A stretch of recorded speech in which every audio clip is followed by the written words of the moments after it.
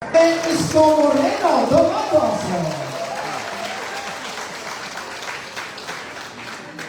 At sa pagkakataon pong ito, tayo po ay formal nang magsisimula sa ating pong programa. Kaya po ang bawat isa inaalihan po namin magsitayo at sisimulan po natin sa pamamagitan po ng ating pong panalangin.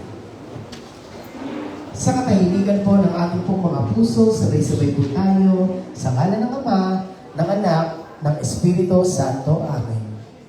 Panginoon, maraming salamat po sa araw na ito. Kami po ay muli ninyong pinagtipon at pinagsama-sama para sa mahalagang araw na ito.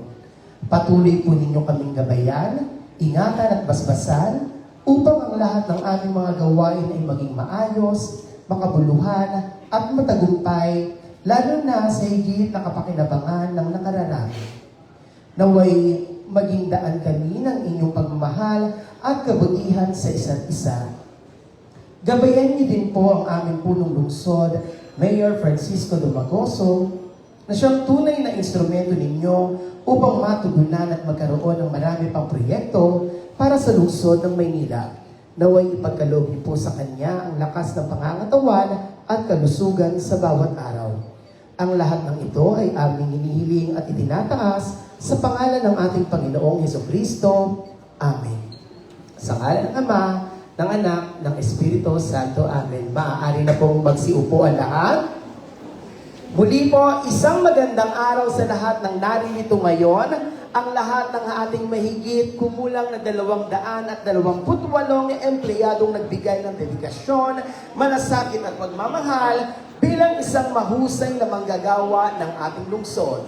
At ngayong araw, bagamat sa labas ay maulan, dito sa loob ng bulwagan, uulan ng saya at biyaya sapagkat ngayong araw pong ito, ang turnover of checks para sa inyo pong mga terminal pay. Kaya po, parinig naman po ng isang malakas na palakpakan dyan. At nais lamang din po natin kunin ang pagkakataon nito upang pasalamatan ang ating pong mga tanggapan na siyang nagsaayos po. Andyan po ang ating Human Resource Management and Development Office. Palakpakan po natin Ma'am Jo Quinto. Gayun din po ng City Treasurer's Office, Sir Attorney Paul Vega. At sa mga pagkakataon po ito, ibibigay ko naman po sa inyo ang dahilan kung bakit ngayong araw na ito ay punong-puno ng saya. Palakpakan po natin ang ating minamahal na Alkalde, Francisco Isko Moreno Domingos. Thank you. Kayak na kayak ka. Gusto mo na mag-retire? Well, una, good afternoon sa inyong lahat. Salamat sa Diyos. Yung palusog. Sana na't malusog ang lahat. Pangalawa, on behalf of the people of Manila, I, as your mayor, thank each and every one of you for your long service to the people of Manila.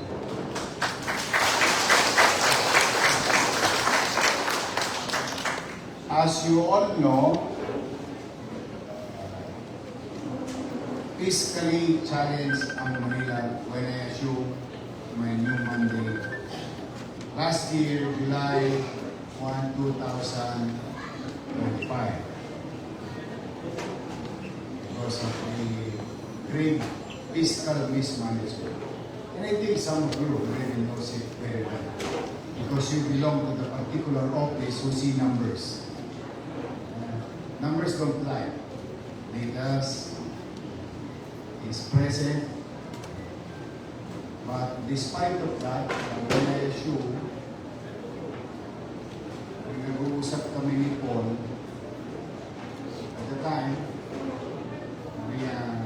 Sir, marami po nag-retire. For so many years, hindi nilang nakukuhain kanilang terminal pay.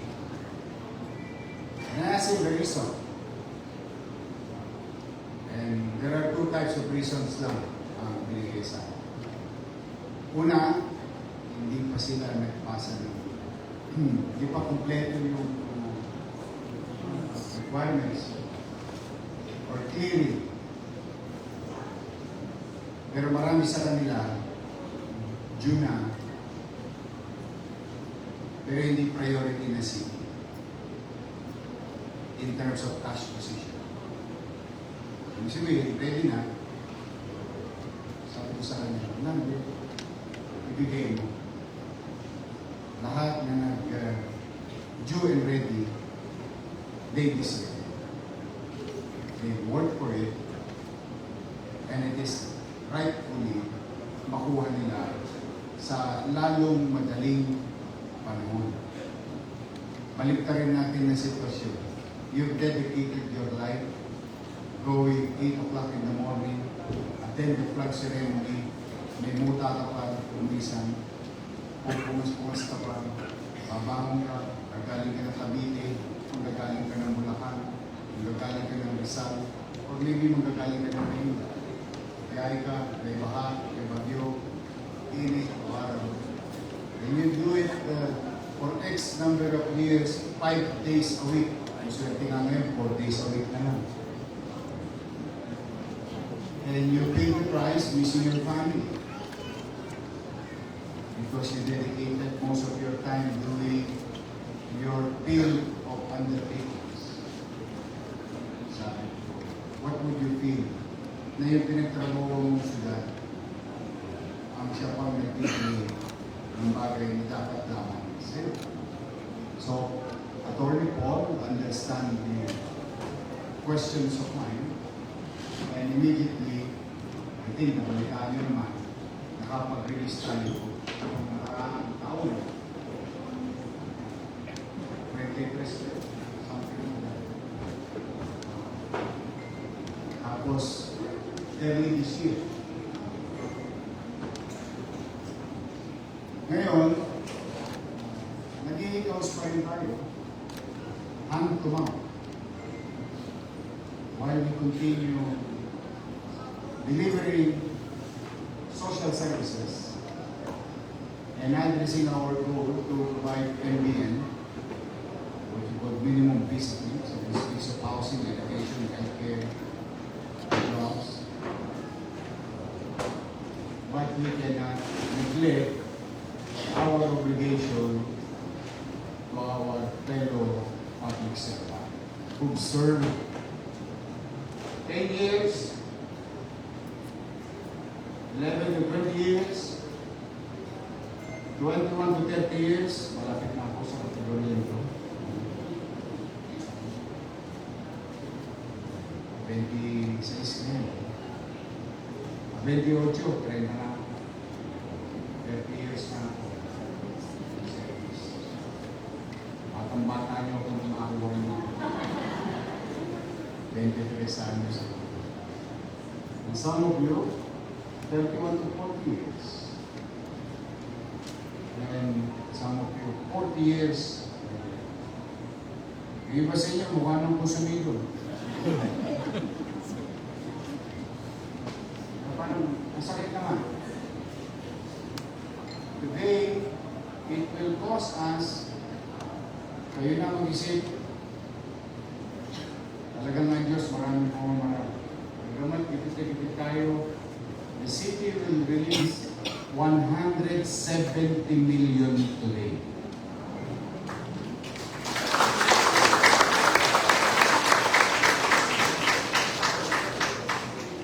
To be exact, 173,669,850.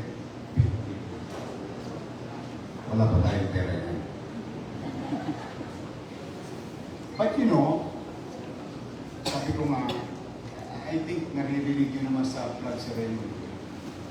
Most of the time, I always try to talk to our fellow workers. We'll give what is due to them, and as much as we can on time. In fact, 80% ng i-release natin today retired under my time.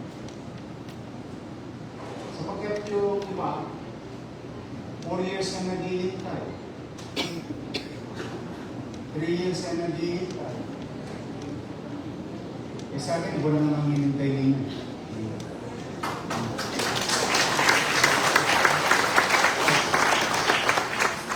Modesty aside. On top of mga nabigay na natin sa yung iba nga, pumantay na pa bago nakuha. Sad to say. You don't deserve that. Pinagtrabahuan nyo naman ito. Eh kung maalala nyo, nag-assume ako noong 2019, maraming hindi makapag-retiro kasi hindi pala bayad yung GSIS nila. Pero inawas sa payslip nila ng gobyerno ng Maynila. I-entrega na lang. Pagka, maalala nyo nung kasi sa ganung pandemya, sabi ko sa GSIS, pabayaran ko yan. Pwede ba drops? Minus penalty. We've saved about 20 million plus.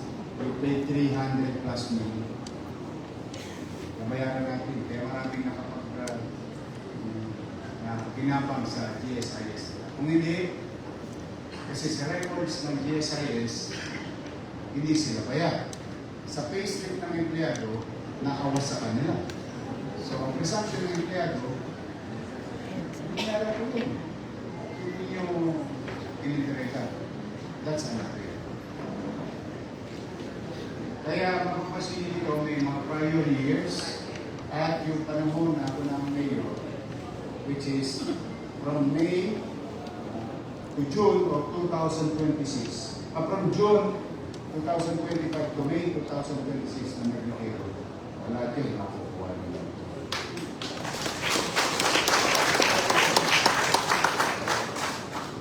$173 million. Yung iba dito, makakabili na ng bahay. Oh? Now, again, on top of I and the people of Manila is grateful to you. I wish you good health.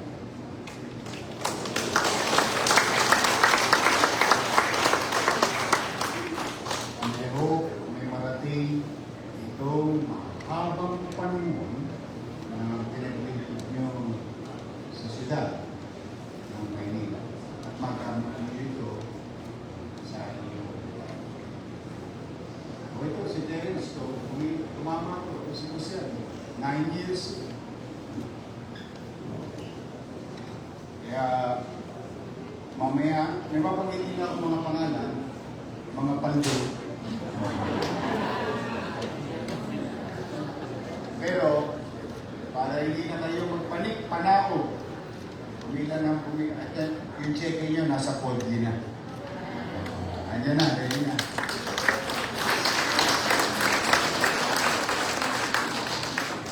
I want to give credit to the City Treasurer's Office staff and to our human resources staff. Accommodating, helping, assisting our retirees.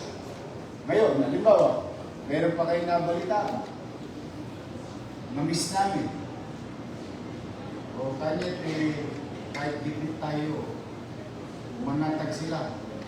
Kung ituhin lang yung mapino, they give rates due. Pero most likely, ubus na. Ubus na ang prior years obligation. Dapat binayaran ng lumang panahon. At yung luma na yung ilang taong pa nakakalipas, hindi masyadong luma. Pero sa panahon natin, yung mga nag-retiro, within our watch, we'll have it as the speed of light.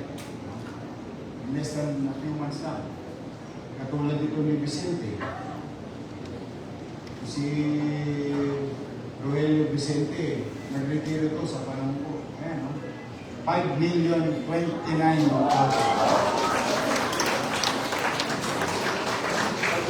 Paldo! Kaya pare, enjoy the moment. Pinaghirapan mo to.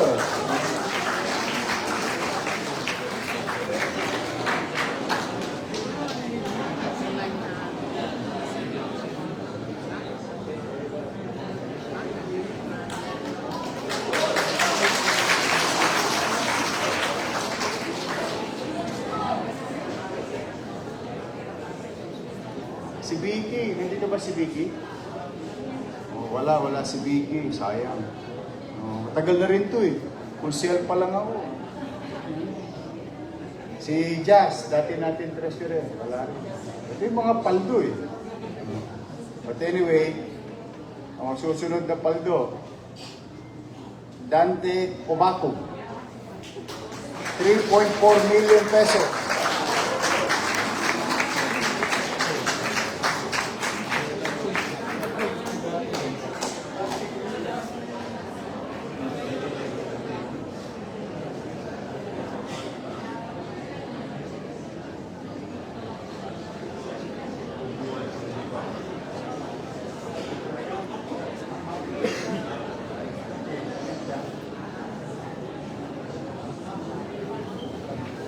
Nag-start siya 20 pesos per day. Grabe, no? Inuuban sa city yun. But I'm really happy, honestly. Robert Evangelista, 2.5 billion.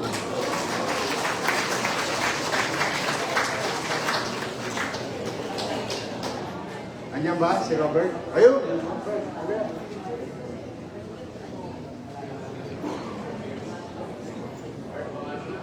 Baka naman.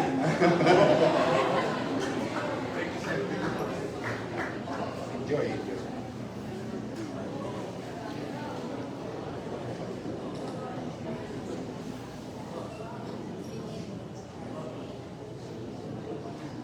Elijah Sindo, 2.2 million. Oh.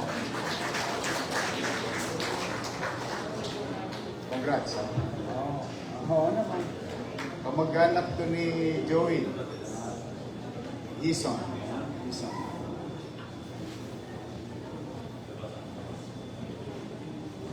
Consuelo Palo, 2.3 million.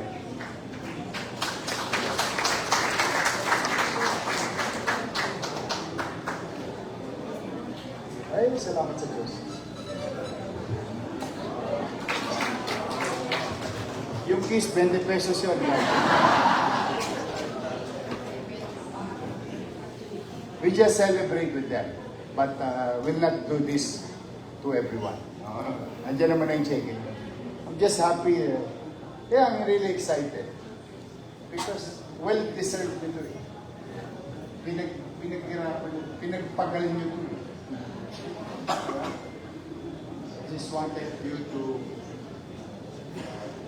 reassure those retiring this year that things will be done accordingly and properly. Walang doon tayo pag nakompleto mo yung clearances mo, kinabukasan may check ka na. Ganun ang pipilitin natin na may tama yung lumang pagkakamali. Celso Genil, 2.2 million. Yeah.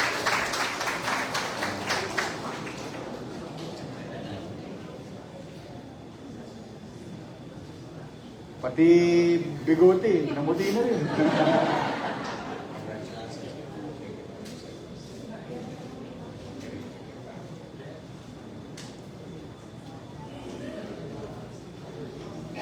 Flora Sarmiento, 2.1 million.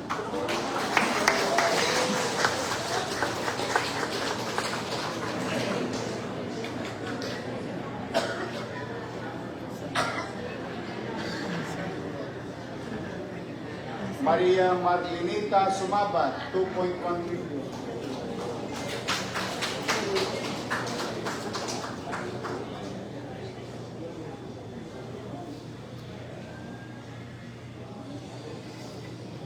Ako, pensionado na rin ako. Oh, nag-qualify ako sa 15 years GSIS. Pagdating ko ng 60, meron na ako mga 69,000 yata. Pambili ng metformin doon sa pagdating ng araw. Oh, malamang mahal na yung metformin ng araw. Ano yun? 60, di ba? Age of 60. 9 years from now. Che!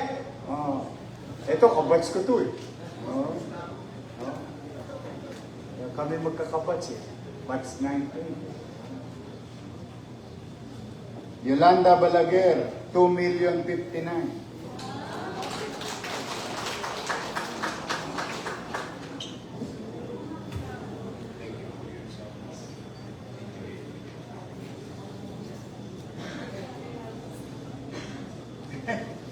Asan ang tama?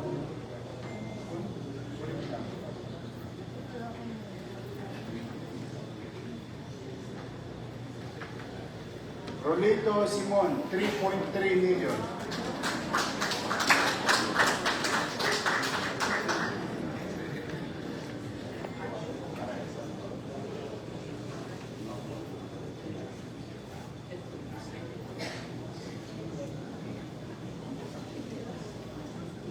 For the last time, kahit maraming time.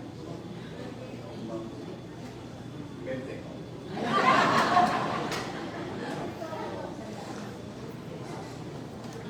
Marami pa, actually, marami pang, mayroon pa mga 4 million, 4 million, 4 million, 3 million, 3 million, 2.5, 2.4, 2.3.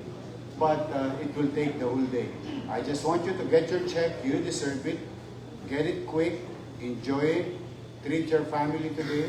It's a good day to celebrate. Celebrate the things that you got from the city which you deserve. Time to enjoy it with your family. So muli, ayoko nang papain pa. Doon na, nakabang na sa konti. Doon na kayo sa konti. Ang daming takilyera doon. Ayan na sila lahat. Willing and able to assist you. But again, mag-iingat kayo, ha? Hindi na kayo kailangan tumayo, no? All, no? Steady na lang sila. Kasi one by one na. Para mabilis. But for the meantime, again and again, walang hanggang pasasalamat sa bawat isa sa inyo. Thank you wholeheartedly. The people of Manila thank each and every one of you and extend our gratitude to your family. God bless you. Good health at pagpalain nawa kayo ng buong Megapa. Maraming salamat. Manila, God first. Thank you. Maraming salamat po. Muli po, palakpakan po natin ang ating minamahal na alkalde, Francisco Isko Moreno Domagoso. Muli po ang paalala po sa lahat po ng ating pong mga kasama ngayon. Manatili lamang po na tayong nakaupo at gagawin po ulit natin ang isang maayos, organisado at may sistema pamamahagi po ng inyong pong mga terminal pay.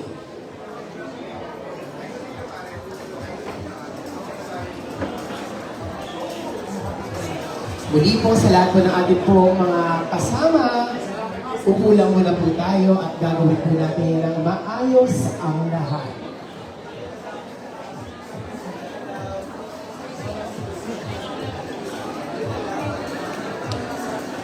Tulad po ng kanina ng ating pong napag-usapan, mananatili lang muna po kayo nakaupo sa inyong pong mga upuan.